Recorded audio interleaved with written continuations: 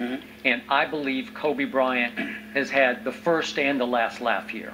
Now, let's go back to the very start of this, the Eagle, Colorado arrest, and Kobe breaks the man code. And it was unforgivable. He crossed a line with Shaq that night when he got arrested that he shouldn't have crossed. Okay. And you know it, and I know it.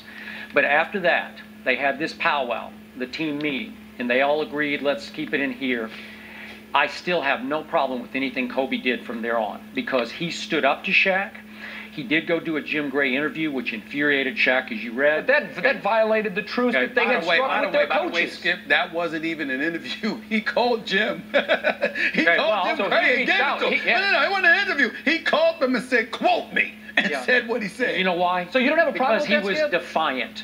He felt like the team was against him, and Kobe had isolated himself from the team. And when Brian Shaw called him out, he said, you don't go to parties, you don't go to dinner with us, you didn't go to Shaq's wedding. It's Kobe being Kobe. And I do have some respect for that, because he said, I do what I do, you guys can do whatever you do. But on a competitive level, you've always called athletes out when they've done things that have been disruptive to the team chemistry. I don't think it was disruptive. How can that not be disruptive to the team chemistry? You know why? Because Shaq deserved to get called out at that point. He was getting fat and happy after, what did they won, 3 rings at that point. He was way overweight. But he took it to the media after the coaches, and they had all agreed they wouldn't. Couldn't he just gone to Shaq himself and said, you're fat, get in shape?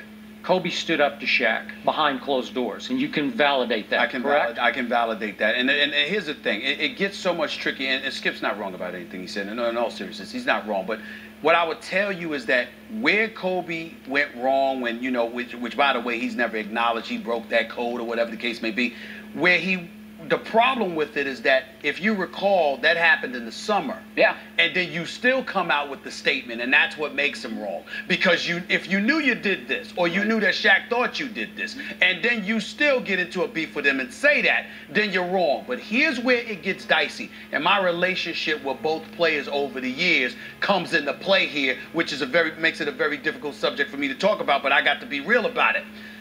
When Kobe was a rookie in the league, to Kobe, Shaq had called him out of his name. Shaq tried to hit him. They had to be separated, etc., etc.